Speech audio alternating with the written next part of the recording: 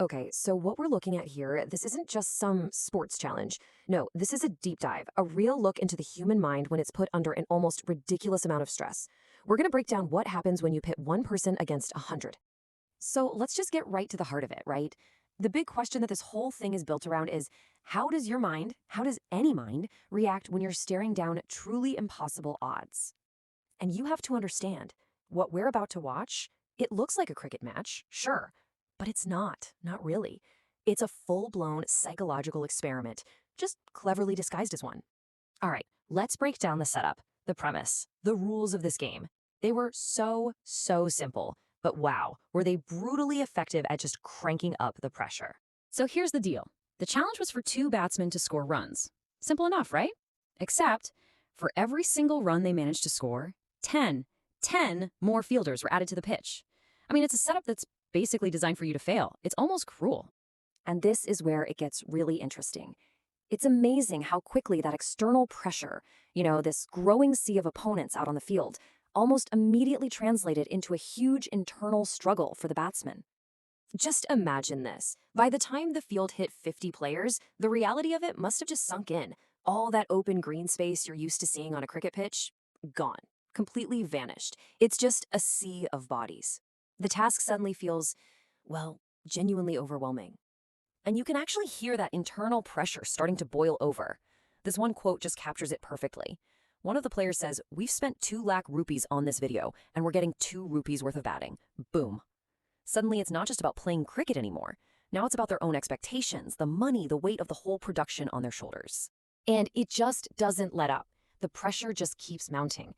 Now we're at 80 fielders. Think about it. Those tiny gaps that batsmen train their entire lives to find, they're just gone. They've completely disappeared. Every single conventional shot you'd normally play is now a guaranteed out.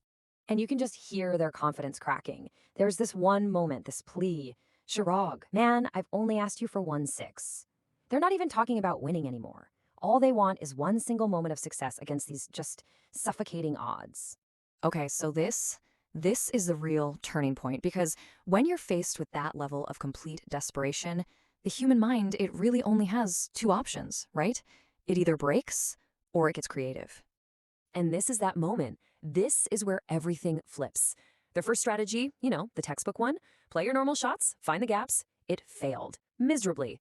So what did they do? They adapted. Their new strategy was simple. Forget the gaps. They don't exist. We're going over the top. And if that doesn't work, we're going to manufacture runs with pure, sheer audacity. Which leads us to probably their most desperate but brilliant plan. Okay, so get this. There are now 90 fielders closing in. Hitting the ball anywhere, even a little bit, is an out. So the batsman just taps it, barely, a few feet in front of him.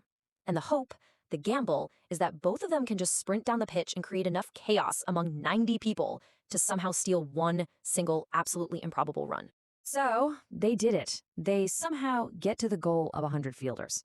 But the challenge wasn't over. Oh no, it just evolved. It morphed into this final gauntlet of 3 ultimate tests. And these weren't designed to test their cricketing skill anymore.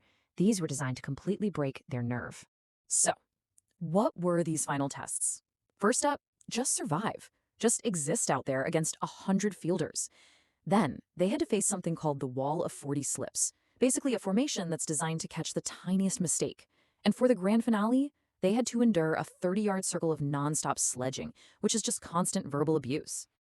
And here's where it gets wild. During that 40 slips challenge, there's this incredible twist. It wasn't the batsman who cracked. It was the fielding team.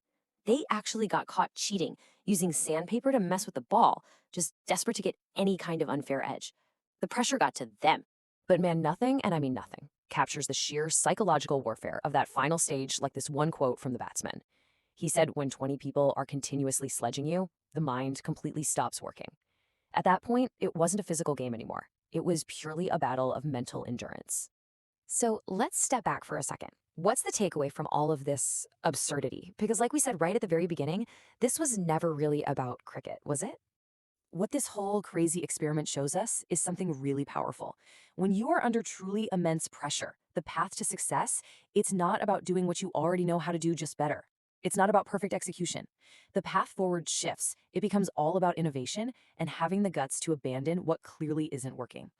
And that kind of leaves us with a final question for you, really. In your own life, when your own field starts to get crowded, when all the obvious gaps just disappear, what do you do? Do you keep trying the same old things, just hoping for a different result? Or do you decide to change the entire game?